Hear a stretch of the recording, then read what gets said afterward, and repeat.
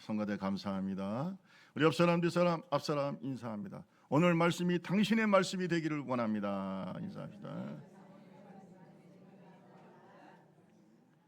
반갑습니다. 여름을 뵙는 게 은혜입니다. 하나님의 은혜 속에 아름다운 예배가 되기를 바랍니다. 예수 그리스도의 복음은 구원을 받는 유일한 길입니다. 어느 방송사, 극동방송이라고 명확하게 말하겠습니다. 극동방송은 복음을 전하는 방송이라고 하면서 이런 말을 붙입니다. 우리는 생명을 전하는 것입니다. 여러분, 복음을 전하는 것은 생명을 얻기 위한 유일한 구원의 길을 전하는 겁니다. 가장 복된 말씀을 전하는 겁니다. 그래서 복음이라고 하는 거예요. 복음. 우리 로마서 1장 16절 말씀을 보면 이렇게 말씀하고 있습니다. 내가 복음을 부끄러워하지 아니하노니 이 복음은 모든 믿는 자에게 구원을 주시는 하나님의 능력이 됨이라. 먼저는 유대인에게요 그리고 헬라인에게로다. 모든 믿는 자에게 구원을 주시는 하나님의 능력이 뭐라고요? 복음. 따라합시다. 복음은 모든 믿는 자에게 구원을 주시는 하나님의 능력. 그런데 거기에 다른 종교가 들어가는 게 아니고 여기에 정확하게 예수 그리스도예요. 예수 그리스도의 십자가의 복음만이 우리를 구원하는 하나님의 능력임을 믿으시기를 주님의 이름으로 축원합니다. 예수님께서 침례를 받으셨어요. 받으시고 난 다음에 40일을 금식하십니다. 그리고 마귀에게 시험을 받으셔요. 그러나 말씀으로 승리하십니다. 그리고 난 다음에 예수님께서 공생애를 처음 어디서 시작하셨냐면 갈릴리 지역에서 시작하셨는데 그때 제일 먼저 외치신 것이 바로 뭐냐? 회개하라, 천국이 가까웠다 그랬어요. 따라합시다. 회개하라, 천국이 가까웠느니라. 자, 마태복음 4장 23절에 보면 이 천국의 복음을 전하는 것을 정확하게 이렇게 말하고 있어요. 우리 같이 한번 읽어봅시다. 예수께서 시작. 예수께서 온 갈릴리에 두루 다니사 그들의 회당에서 가르치시며 천국 복음을 전파하시며 백성 중에 모든 병과 모든 약한 것을 고친. 예수님께서 입을 떼시고 공생애를 시작하시면 제일 먼저 입을 떼시고 먼저 하신 말씀이 뭐예요? 천국 복음이에요. 물론 그 복음의 주인공은 예수님인 줄로 믿습니다. 예수님은 공생애를 시작하면서 제일 먼저 입을 떼시고 하신 말씀이 회개하라, 천국이 가까웠다. 천국 복음을 전하신 거예요. 그리고 예수님께서 승천하시기 전에 마지막으로 하신 말씀이 뭘까요? 승천하시기, 부활하신 예수님이 40일 동안 제자들과 함께 계시다가 승천하셨는데 마지막으로 하신 말씀도 뭘까요? 빨리 생각해 보세요. 뭘 것 같아요? 바로 복음이에요. 복음 전파라는 거예요. 알파도 어떤 사람은 알파와 오메가 하니까 알파가 뭐냐고. 헬라어의 첫 글자가 알파예요. 오메가는 마지막 글자. 그러니까 처음과 나중이라는 거야. 예수님의 사역의 처음도 뭐예요? 그럼 마지막은 뭘까요? 그게 오늘 본문 말씀이에요. 같이 한번 읽어봅시다. 16장 15절 16절 다 같이 한번 읽어봅시다. 시작. 너희는 온 천하에 다니며 만민에게 복음을 전파라. 믿고 세례를 받는 사람은 구원을 얻을 것이요 믿지 않는 사람은. 그러니까 예수님의 사역의 알파와 오메가가 뭐예요? 처음과 나중이 뭐예요? 그게 무슨 뜻이에요? 예수님은 이 복음을 위해서 오신 거예요. 예수님의 사역의 중심이 뭐예요? 복음이에요. 핵심이 뭐예요? 복음이에요. 교회는 누구의 몸이에요? 그러면 우리 교회의 알파와 오메가, 처음과 나중이 뭐가 되어야 될까요? 그래야 됩니다. 그게 교회야. 교회는 어떤 담임 목사의 치적을 그리기 위한 게 아니에요. 어떤 성도들이 모여서 재미있게 지내면서 뭔가 교제를 하면서, 물론 그 교제도 중요하지만 제일 중요한 것은 예수님의 사역을 하는 거예요. 오늘 우리 좁은 길 교회가 선교팀을 파송하는데 그것은 하나님이 되게 좋아하실 일이다. 교회의 머리가 되신 예수님이 제일 좋아하시는 거야. 왜? 그분의 사역의 알파와 오메가가 바로 복음 전파였어요. 여러분, 오늘 선교팀이 선교를 떠나는데 놀러 가는 거 아닙니다, 여러분. 네.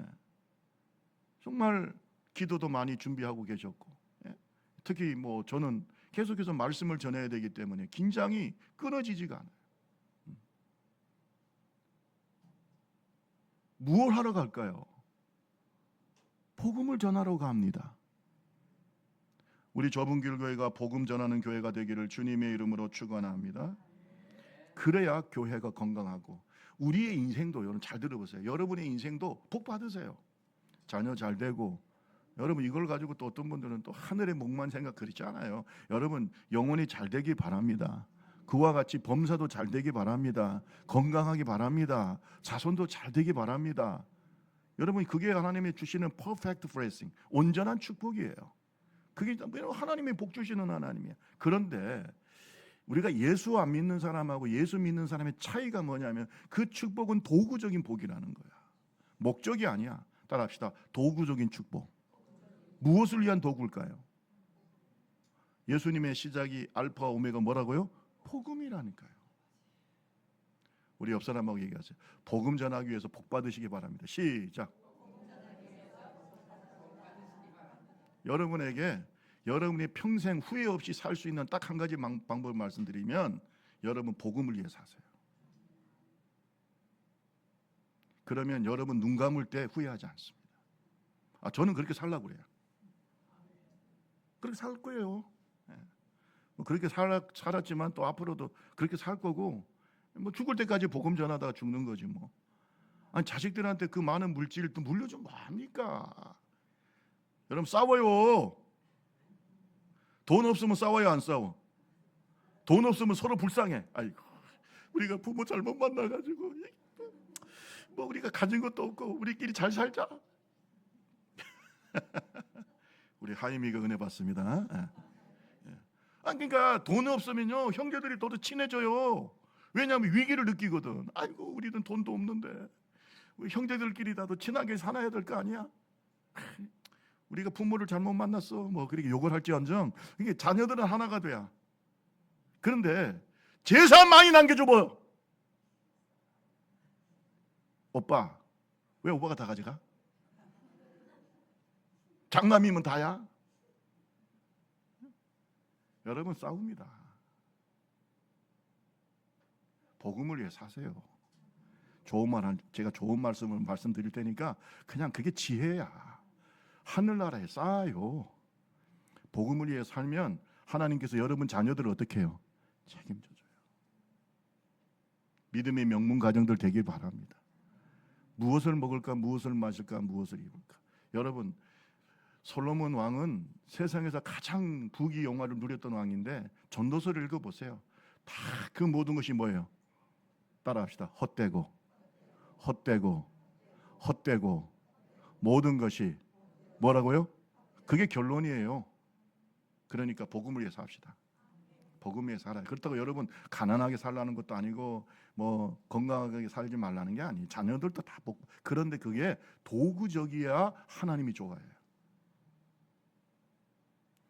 아니 돈 벌어서 뭐 합니까? 자녀 잘 되면 그래서 뭐 할 거냐고. 세상 사는 거 똑같으면 안 되는 거예요. 따라합시다. 복음을 전하는 것은 믿음입니다.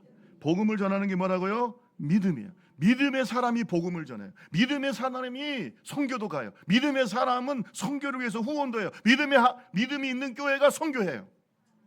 믿음이 없는 사람은 전도 안 합니다. 왜? 본인도 안 믿는데 뭘 전도를 해야? 나는 죽어도 전도를 지금까지 안 했습니다. 그럼 믿음이 없는 거예요. 그 자랑할 일이 아니야. 목사님 저는요 성격적으로 거짓말하지 마시고 믿음이 없는 거예요. 믿음이 없어서 그래요. 믿음이 있는 사람 전도해요. 만난 사람 전도해. 어디 가서 맛집은 전도 잘하더만. 맛집. 아이고야 거기에 순두부 끝내줘. 이건 전도 잘해. 누가 전도하라고 그랬나? 예? 그 맛집에서 뭐 돈을 줍니까? 그래도 거기 추어탕이 막 끝내줘. 이런 얘기는 잘하는데 예수 얘기하라 그러면, 교회 얘기하라 그러면, 여러분 복음을 전하는 것보다 더 큰 축복 없어요. 믿음이 없으니까 안 하는 거지. 웬 본인도 안 믿어. 천국을 안 믿고 예수의 부활도 안 믿고. 여러분 16장 14절 보세요. 성경을 보세요. 16장 14절 다 같이 한번 읽어봅시다. 시작. 11 제자가 음식을 먹을 때에 예수께서 그들에게 나타나사 그들의 믿음 없는 것과 마음이 완악한 것을 꾸짖으시니 이는 자기가 살아난 것을 본 자들의 말을 믿지 아니하. 여러분 예수님의 부활을 안 믿었어요. 처음에 베드로도 안 믿었고, 그렇게 예수님이 말씀하셨는데 실제로 예수님이 부활하시고 나니까 안 믿어. 막달라 마리아와 여자들이 예수님을 만나고 난 다음에 얘기해도 믿어요, 안 믿어요? 그걸 예수님께서 믿음 없는 거라고 했어요. 여러분 잘 보세요. 제자들이 믿음이 없을 때 어떻게 했어요? 문 닫아놓고 숨어가지고 오돌오돌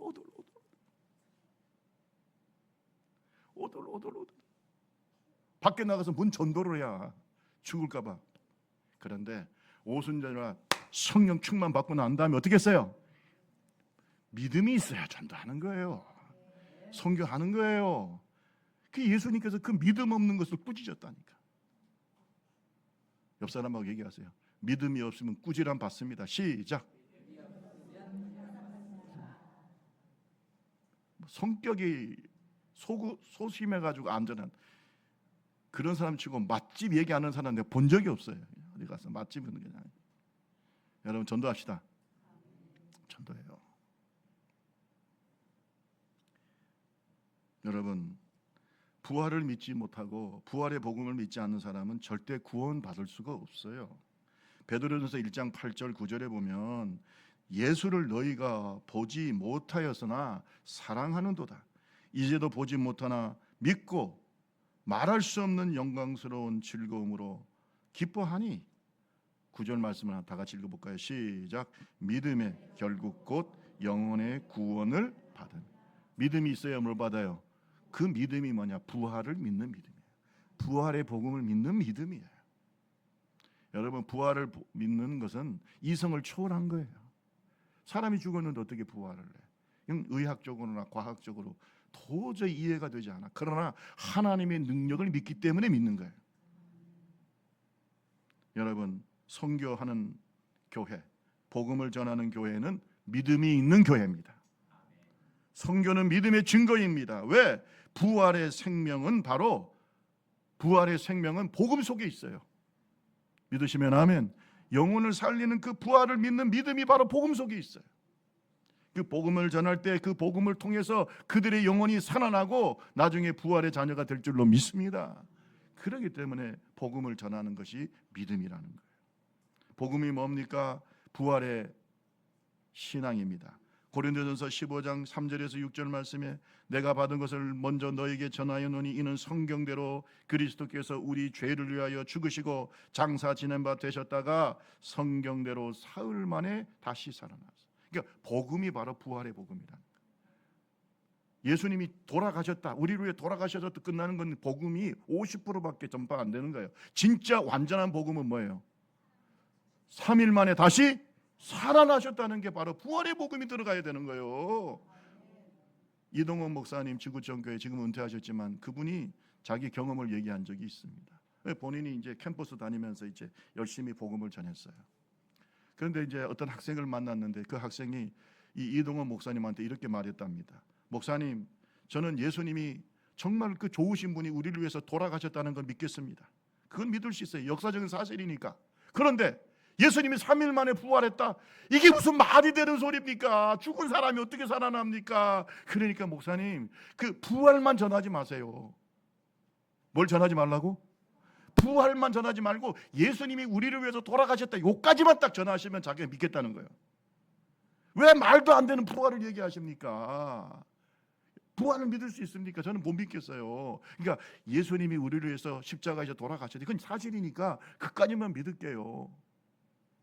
여러분 믿는 거예요? 그러니까 이동원 목사님이 이렇게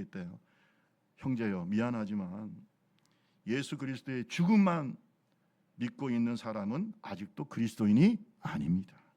왜냐하면 로마서에 보면 너희가 만일 예수께서 죽은 자 가운데 다시 사신 것을 너희 마음에 믿으면 구원을 받으리라.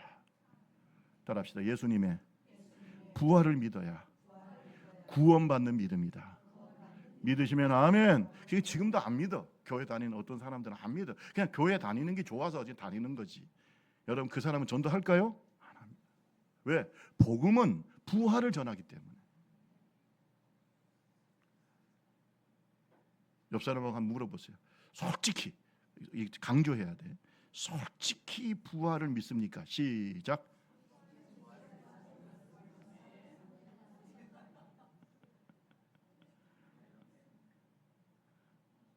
여러분 예수 부활을 믿습니까? 나의 부활을 믿습니까? 그럼 복음 전하세요.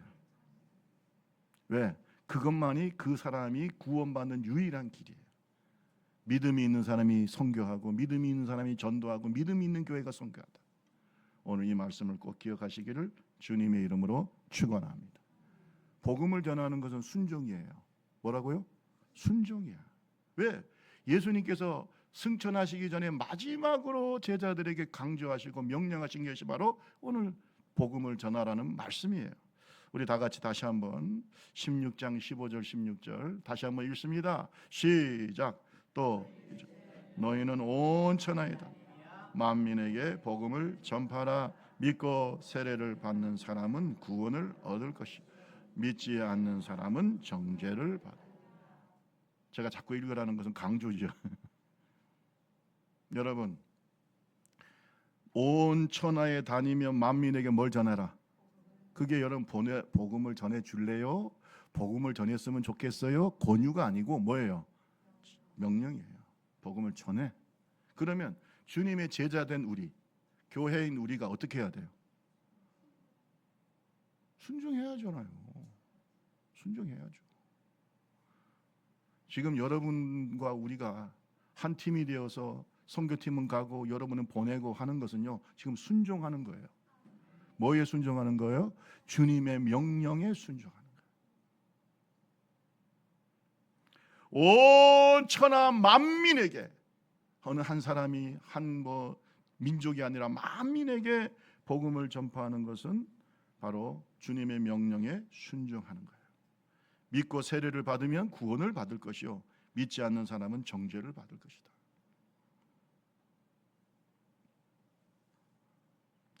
성경을 보면 예수님의 제자들은 순종했을까요? 안 했을까? 그것이 바로 오늘 본문 말씀의 마지막에 나와 있어요. 19절 보세요. 다 같이 한번 읽어봅시다. 19절 20절 시작. 주 예수께서 말씀을 마치시니 하늘로 올려지사 하나님 우편에 앉으시니라.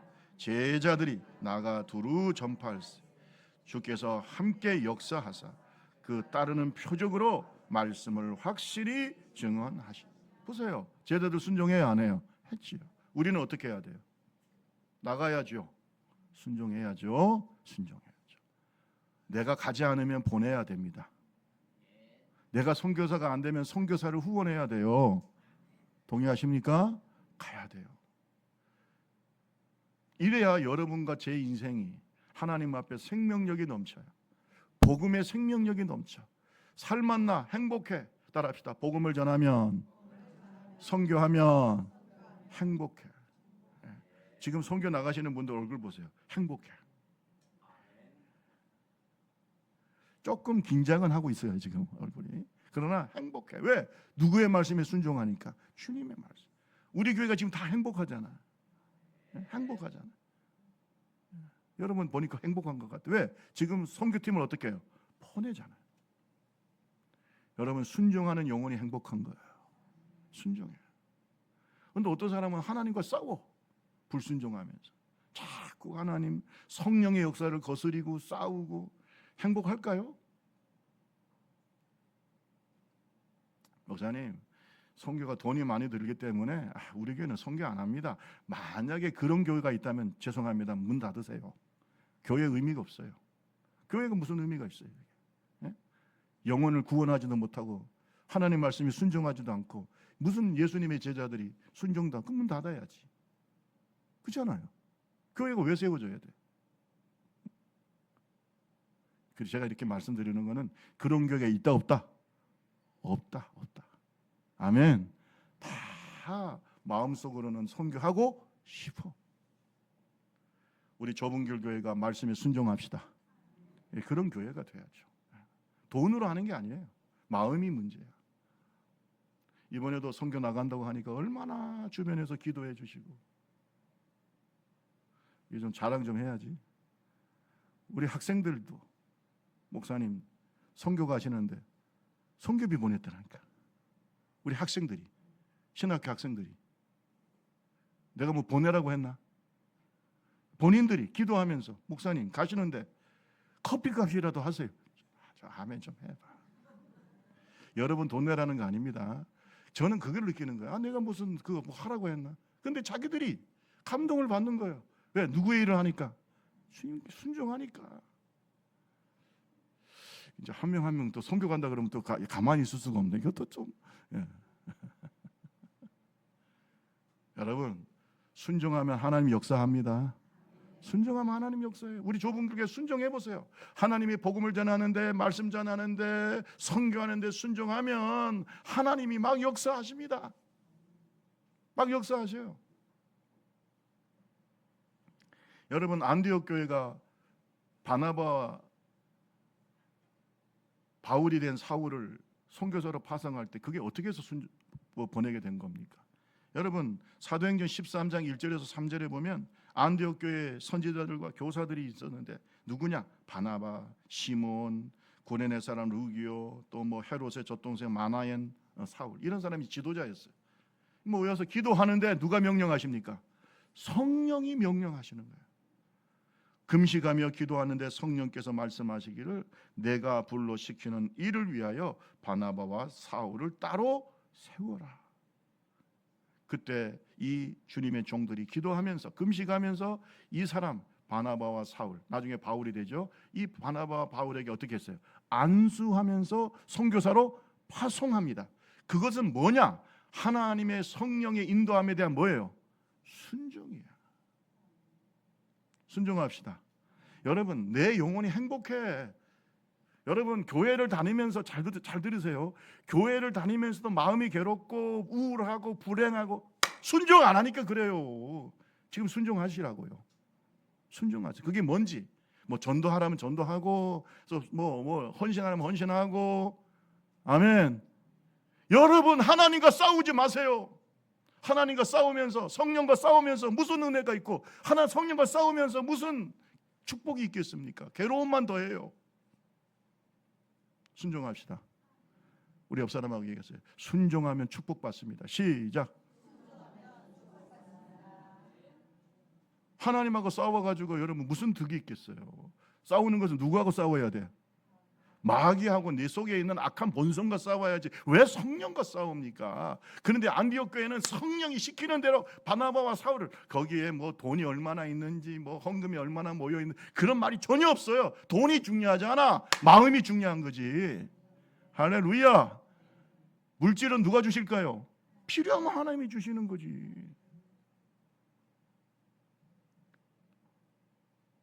어떤 사람은 목회하다 보면 자꾸 성령과 싸워요. 그러면서 와가지고 뭐라는 줄 아세요? 저는 왜 이렇게 하나님이 응답을 안 하실까요? 당연하지. 무슨 응답을 하시겠어? 행복하세요. 누가 행복하다고요? 순종하는 사람, 복음을 전하는 사람, 선교하는 사람, 하나님이 기뻐하는 일을 하는 사람. 순종합시다.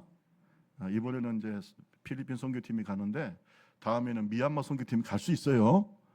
지금부터 기도하셔서 또 이번에 못 갔으면 다음에는 목사님하고 미얀마를 가야지. 아이고 우리 목사님 벌써부터 미얀마 얘기하시냐고. 여러분, 여러분과 제가 그저 순종합시다. 하나님 인도하심에 순종하다 보면 거기에 정말 내 영혼이 행복하다. 제가 하나님께서 대학교 3학년 때 부르셨는데 지금도 그런 생각을 해요. 만약에 그때 성령 인도하심에 순종하지 않고 제가 신학도 안 하고 계속 주의 종이 되는 걸 제가 너무 목사님들의 삶에 대해서 잘 알고, 우리 교회는 개척 멤버예요. 교회를 4개 개척했다 했잖아요. 그럼 그 4개 개척하는 동안에 목사님들이 그 고통과 그 수고와 뭐 헌신과 그 뭐 쉽게 말하면 가난 뭐 이런 것까지 너무나 잘 알기 때문에 죽어도 나는 목사가 되고 싶지 않았어요. 만약에 지금도 생각해봐. 그때 순종하지 않고 대학 다니면서 저도 그래도 공대입니다. 나오면은 뭐 어디 취직 100%될 텐데 지금은 조금 뭐 그렇지 않지만 옛날에는 뭐 100%예요. 그러니까 뭐 그냥 다니면서 제가 생각해봐요. 그렇게 해서 내가 그냥 평범하게 내가 뭐 사업을 하면서 뭐 회사 다니면서 저는 생각해요. 내가 행복하지 않을 것 같아요. 지금 내가 목사가 되어서 조금 부족하고 연약한 것도 있고 좀 뭐 항상 하나님 앞에 죄송스럽지만 내 마음은 뭐예요? 행복해. 할렐루야. 순종하면 행복한 거예요. 순종하면. 여러분, 예배의 핵심도 뭘까요? 순종입니다. 제자도의 핵심도 뭐예요? 순종. 저는 제자 훈련 100번 뭐 엄청나게 훈련을 받았다 하더라도 그분이 순종하지 않으면 그분은 이미 제자가 아니에요. 훈련 받는다고 해서 그 사람이 갑자기 제자가 됩니까? 그게 아니에요. 순종을 해야 되는 거예요. 여러분, 그래서 여러분도 너무나 잘 아는 사무엘상 15장 22절 말씀에 보면 사무엘이 이르되 여호와께서 번제와 다른 제사를 그의 목소리를 청종하는 것을 좋아하신 같이 좋아하시겠나이까? 순종이 뭐보다 낫다? 제사보다. 따라합시다. 순종이 제사보다 낫다. 제사가 뭐예요? 예배야. 예배 100번 드려도 순종하지 않으면 그건 의미가 없다는 거예요. 순종합시다. 네, 저도 이번에 우리 선교팀과 함께 뭐 14명 갑니다. 여러분, 적은 숫자가 아니에요. 차가 2대가 움직여야 되고, 그래서 뭐 그 선교사님도 뭐 거기서 뭐 바쁘죠. 자기 일이 바쁜데 우리 선교팀 맞이하려고 하면 굉장히 바쁩니다. 제가 잘 알아요. 선교사님이 지금 한국에서 선교팀이 온다 그러면 거의 비상 상태입니다 지금. 그런데 내가 한번 전화를 해서 그랬어. 아이고, 선교사님, 우리가 그동안 지원한 것도 아닌데 우리 선교팀을 위해서 정말 수고해서 너무 감사하다고 했더니 뭐라는 줄 아세요? 내가 당연히 해야 될 일입니다. 순종하는 거야 그냥. 저는 그 말이 마음에 들어요. 그래요. 당연히 할 일이죠. 선교사가 순종하는 거죠.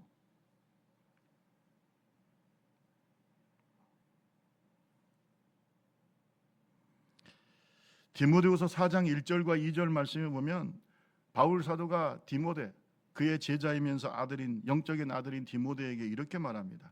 하나님 앞과 살아있는 자와 죽은 자를 심판하실 그리스도 예수 앞에서 그가 나타나실 것과 그의 나라를 두고 엄히 명하노니. 따라합시다. 엄히 명하노니.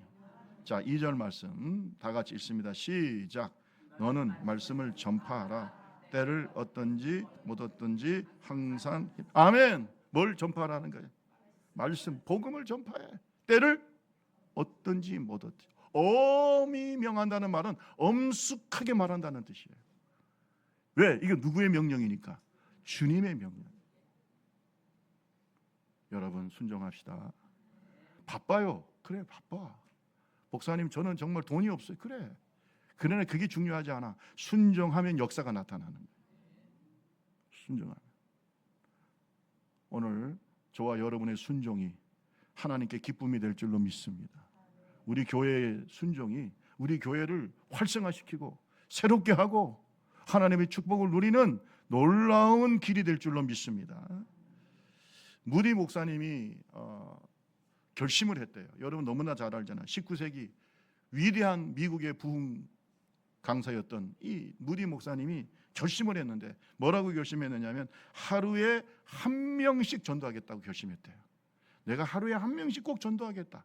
그런데 여러분, 하루에 1명씩 전도하는 게 쉬워요, 어려워요? 쉽지 않습니다. 해보면은. 근데 이제 뭐 결심을 했어요. 근데 그날은 전도를 못했어. 뭐 바빴는지. 근데 하나님 앞에 약속을 했잖아. 하루에 몇 명씩? 1명씩 전도하겠다고 했는데 어쨌든 뭐 그날 좀 바빠가지고 못했어요. 아이고, 이제 마음이 좀 안 좋아. 아이고, 오늘 전도 못했네. 가다가 술주정뱅이를 만났네. 술주정뱅이를 만났어요. 근데 그 술주정뱅이를 놓고 선생님 어떻게 했을까? 이제 왜냐면 이 사람한테 전도를 해야 자기가 이제 그 하나님과 약속 지키니까 그 사람 붙잡고 선생님 예수 믿으세요. 그랬더니 예수라는 말이 나오자마자 자기를 죽일 듯이 막 덤벼들더라는 예수? 이 사람이 내가 예수 믿는 사람 같아. 그러면서 막 달려드니까 이 무디 목사님이 놀라가지고 집으로 막 도망갔다는 거예요. 집에 가가지고 놀란 가슴을 하면서 아유 내가 복음을 전하겠다고 하나님께 약속을 했는데 하루에 한 명씩 순종했는데 아유 내가 이거 엄청나게 곤욕을 당할 뻔했네. 그러면서 자기 가슴을 쓰려내리고 있었어요.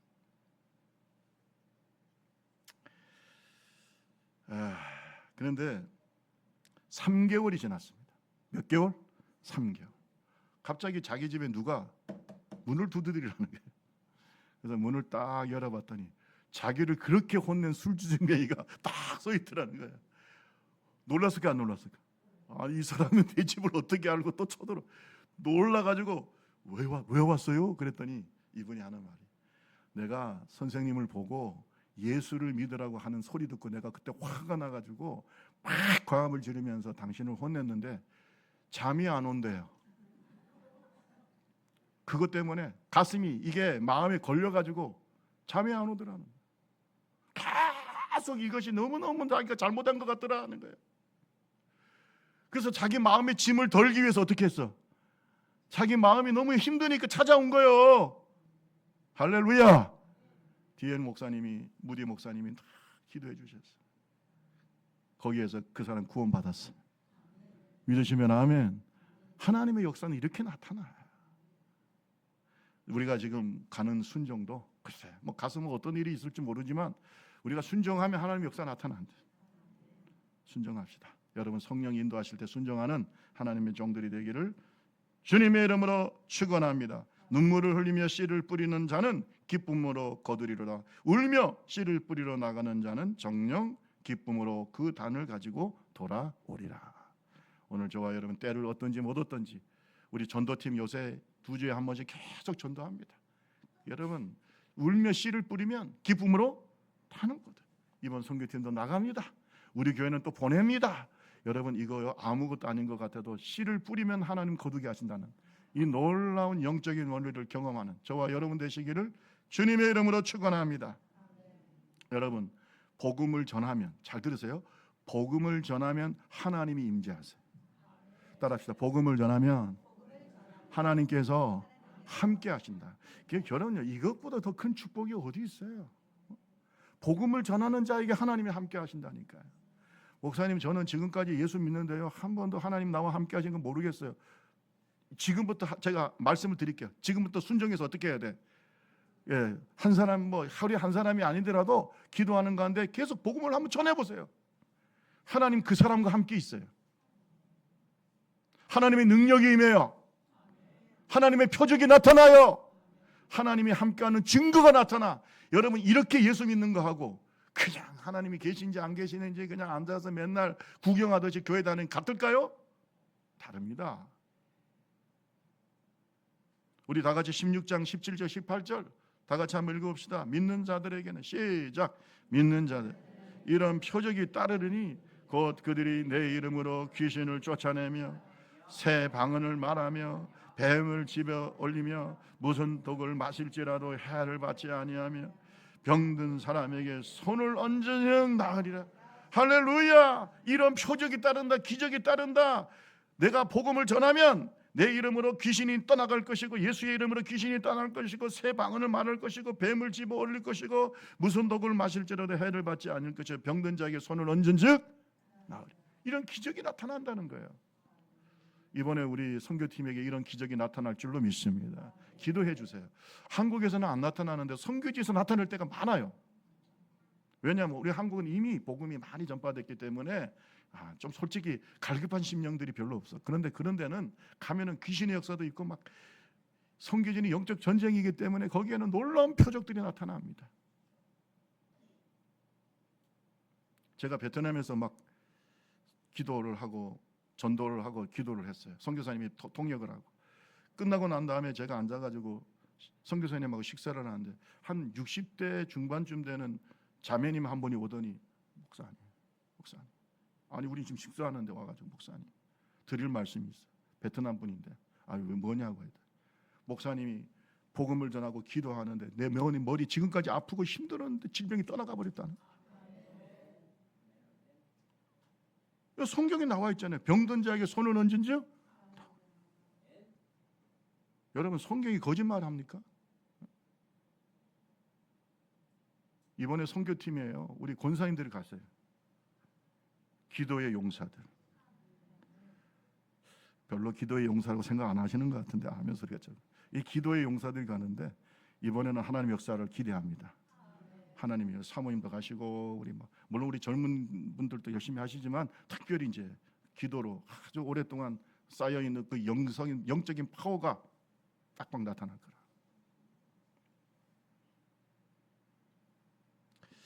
6.25 때 있었던 일입니다. 인민군 장교의 부인이 독실한 기독교 신자인데 드러내고 얘기를 못했어요. 왜? 공산주의니까. 어릴 때부터 예수를 믿었기 때문에. 원래 북한 땅이 여러분 평양을 옛날에 예루살렘이라고 그랬어요. 그 정도로 교회가 많았어요. 동방의 예루살렘이라. 그런데 막 공산화되고 난 다음에 신앙을 얘기할 수 없죠. 그런데 어쨌든 간에 6.25 동란 전에 일어나기 전에 6.25 전쟁이 일어나기 전에 인민군 장교의 부인이 그러나 자기 속에 있는 신앙을 숨길 수가 없어. 자기 남편한테 계속 전도를 해.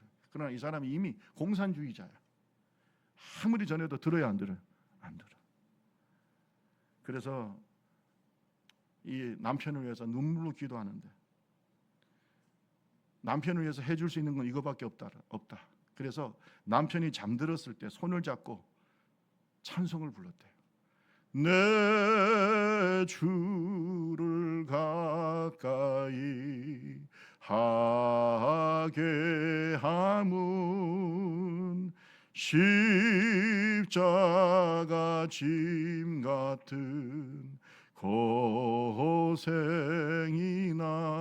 다 같이 내 일생 소원은 늘 찬송하면서 주께 더 나아가기 원합니다. 찬송가 338장을 계속 그 손을 잡고 남편이 잠들었을 때 찬송을 불렀다는 거예요. 아내가 할 수 있는 일은 그거밖에 없어. 안 들으니까. 근데 전쟁이 났는데 남편이 장교니까 인민군 장교니까 참전해서 국군과 싸우는 건데 포로가 됐어요. 싸우다가 포로가 됐어요. 그래서 포로 수용소에 있는데 이제 미군 군목이 왔어요. 군목이 와가지고 여러분 중에 혹시 공산 인민군 병사지만 혹시 신자가 예수 믿는 신자가 있으면 나오라고. 포로 수용소에서. 그러니까 몇 사람이 나오기도 하고 그렇더래요. 근데 이 군목이 나온 사람들한테 한 명씩 찬송가를 시키. 왜 진짜인지 가짜인지 이제 발라. 왜냐면 이제 아마 이분도 일어났던 것 같아요. 그러니까 이제 찬송가를 쭉 시키는 거예요. 당신 한번 찬송 한번 해봐. 진짜인지, 진짜 예수적인지. 왜냐하면 그러면 이 사람은 또 혜택을 주려고 하는 거죠. 군목이.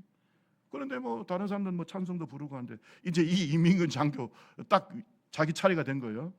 그런데 여러분 원래 공산주의자인데 아는 게 있었겠어요? 그런데 가만히 이제 생각하다 보니까 예전에 자기 아내가 밤마다 불렀던 찬송가가 생각이 났대. 그래서 이 찬송가를 불렀다는 거 아니에요. 내 주를 가까이. 여러분 그 미군 군목이 감동을 받았어. 그 사람을 거기에서 포로 수용소에서 여러 가지로 혜택을 주고 결국은 그래 이 놀라운 사건이 벌어진 게 뭐냐면 이 찬송을 부르는 중에 이 인민군 장군이 그 자리에서 예수를 영접하게 된 거야. 그동안은 완전히 공산주의 사상이. 그러니까 하나님께서 역사하시는 방법은 참 다양한 것 같아요. 여러분 아내가 자기 남편을 위해서 그냥 듣든지 안 듣든지 말씀을 전하고 복음을 전하고 찬송 부르고 그것이 결국 열매를 맺게 된 줄로 믿습니다. 여러분, 하나님의 역사는 어떻게 나타날 줄 모르는 거예요. 그래서 결국은 거기에서 풀려나는 이런 축복이 있었다. 예수를 진짜 그 당시에 믿게 되었다는 거예요. 여러분, 예수님은 생명의 복음을 전하는 일에 헌신하는 교회와 성도들과 함께 하시겠다고 약속하셨어요. 우리가 복음을 전하면 주님의 능력이 임하는 거예요. 하나님의 역사가 나타나는 거죠. 하나님이 우리와 함께 계시는 거예요. 마태복음 28장 18절에서 20절에 보면 예수님께서 하늘과 땅의 모든 권세를 내게 주셨으니 그러므로 너희는 가서 모든 민족을 제자로 삼아 아버지와 아들과 성령의 이름으로 세례를 베풀고 내가 너희에게 분부한 모든 것을 가르쳐 지키게 하라. 그리하면 뭐예요? 볼지어다 내가 세상 끝날까지 너희와 항상 함께 있으리라. 따라합시다. 너희와 항상 함께 있으리라. 누구와 함께 있는다? 복음을 전하는 사람, 복음을 전하는 교회. 오늘 저와 여러분이 선교하고 복음 전할 때 하나님의 임재가 임할 줄로 믿습니다. 여러분, 오늘 우리가 이제 선교팀에 선교를 하러 가고 또 우리는 위해서 기도할 것입니다. 여러분 꼭 기억해야 될 것은 복음을 전하는 것이 믿음이라는 거예요. 복음을 전하는 게 순종이에요. 복음을 전할 때 하나님의 임재를 경험하고 하나님의 능력이 나타난다는 사실을 오늘 깨닫고 우리 좁은 길교회 이런 축복이 넘치는 하나님의 종들이 되시기를 주님의 이름으로 축원합니다. 우리 찬양 원하고 바라고 기도합니다. 찬송하고 함께 기도하겠습니다.